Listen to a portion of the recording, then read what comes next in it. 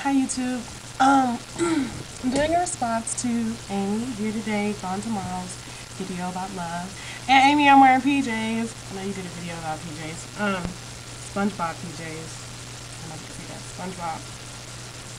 Got them for Christmas like last Christmas, 2 years ago. No, whatever. I never really wear them together. I never really wear them, really. But I did last night. One of the things that I've learned is that there are a lot of different things that go around masking themselves as love, and it's not really love. There are, to me, 4 different stages of quote-unquote love. There is love, there's lust, there's infatuation, and then there's being in love, which are all different things to me. Some are similar to the others, but definitely different. The thing for me about love is that love, most of the time, is very general. It really has to do with reciprocity, which basically, means that you love someone because they love you. Family, friends. Oh, I love you, girl. I love you, mom. You love them because they love you. When you say I love you in those cases, it's pretty much just an advanced form of appreciation. That's all. I appreciate you. I really, I'm glad you're here. I'm glad that you're in my life. Romantic love, though, when you say I love you, but you haven't said I'm in love with you, and you think in this romantic situation, most of the time for me, that seems more like infatuation. Infatuation is the stage where you really do think that you're in love or that you love the person, but it's really not. It's very similar to being in love because it's like you can't get enough of the person. Everything about them just invigorates you, and you're just like, oh my gosh, wow. You're constantly looking forward to talking to them, to seeing them, can't get enough of them. And those are things that would make me think that I'm in love, right? But the thing about infatuation is that most of the time, the key elements that are missing is fluidity and clarity. Most of the time, it doesn't necessarily flow right. There are, a lot of bumps in there that just kind of turn you the wrong way. A lot of things don't make sense to you. Most of the time, the fact that you love them or you think you love them doesn't make sense to you. When you say, man, I just don't know why I love him so much, that's not being in love. When you're in love, you know why you love them. And so a lot of the time when you're infatuated with someone, it's just like you can't describe it. You can't put your finger on what it is. A lot of the times they're missing, some of like several different standards that you might have, had. Like a lot of women, we decide a long time ago what we want in our husbands or whatever, what we like. And so a lot of times when you're infatuated, you get a man that's like got maybe 3 out of 5, 3.5 maybe. And I mean, I was in that situation. I was infatuated, couldn't even put my finger on it. But when you're confused about it and you're questioning it a lot, it just doesn't make sense. It's not right.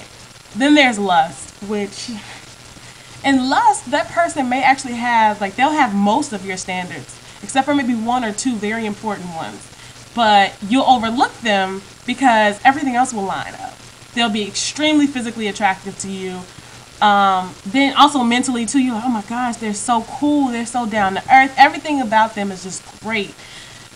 It's not emotional though. You don't really, when you think about that person, you wouldn't cry if they left you, but it's hard to let them go. And I mean, I was in a situation like that. I mean, this dude looked like Blair Underwood, so sexy, dreads, and you know how I love dreads.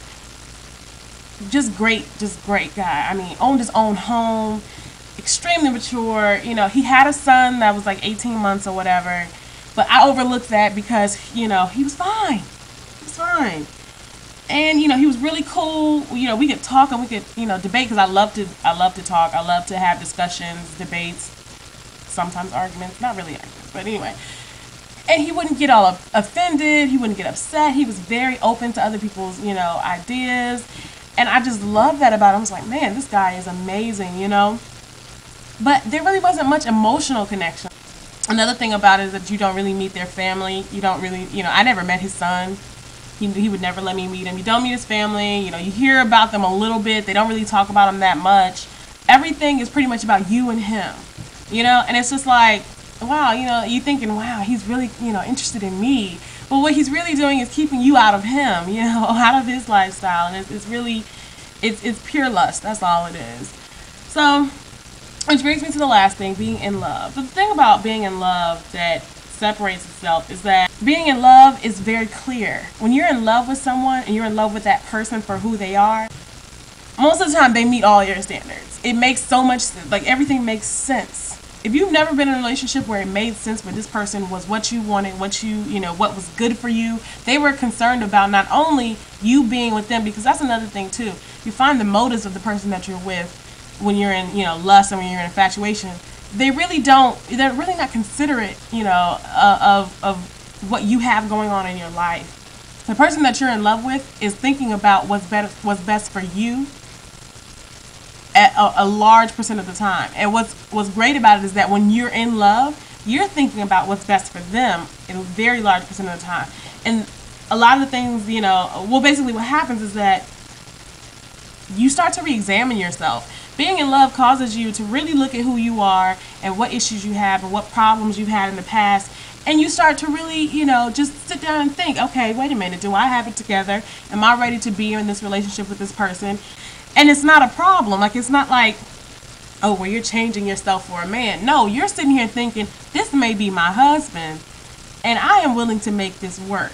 And if you are in that type of mind frame, you shouldn't, number one, you shouldn't be getting married. And number two, you shouldn't be considering a long-term relationship with this person. For example, the person that I'm in love with is a huge breath freak. And I like to have, nice smelling breath, but it's not something that I focus, I spend a lot of my time on. It's not something that I really, I really get antsy about or anything.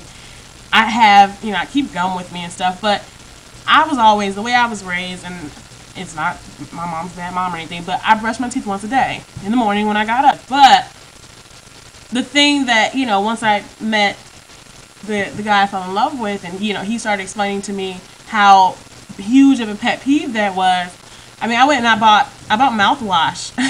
I bought mouthwash. I bought the Crest stuff, that Pro Health stuff on the commercials. I bought the one for night, and I bought the regular one. And I've started getting into the habit of brushing my teeth twice a day when I wake up, before I go to bed. I even bought those little floss, it's the little toothpick with the string, whatever thing. Little plastic things. I bought those, trying to get in the habit of taking care of myself, taking care of my teeth, so that, and my breath, so that when I'm with my friend, my man, my boo, whatever, my husband, whatever you want to call him, he's not offended.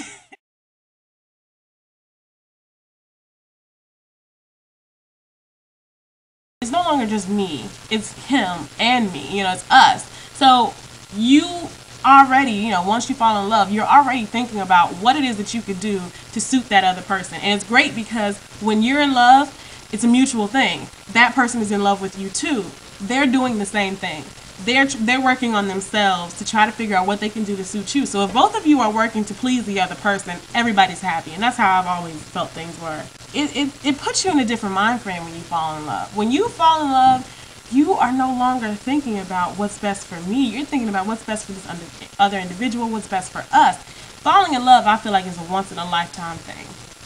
I really feel like any other time, I just don't feel like I can be in love, more than once or with more than one person. I just don't think that that's possible, because it just doesn't make sense. I mean, right now, I'm in love with this person, and I really couldn't see myself with anyone else. No one else. No one that I've ever, I've previously crushed on, I've previously been infatuated with, lusted after, or loved. None of them. I really couldn't see myself with any of them. And that's the beauty of it. But anyway, I'm going to end it here. That's pretty much my take on it. So you can decide what you're in. You can say you disagree and say that, you can be in love with 10 people at the same time. No problem. I don't have a problem with that at all. But I do wish everybody, much love. And I really hope that everyone gets to experience being in love with their soulmate and with the one person that they're supposed to spend the rest of their lives with. And on that note, me and SpongeBob are going to say 2 fingers. And we'll talk to you guys later. Bye.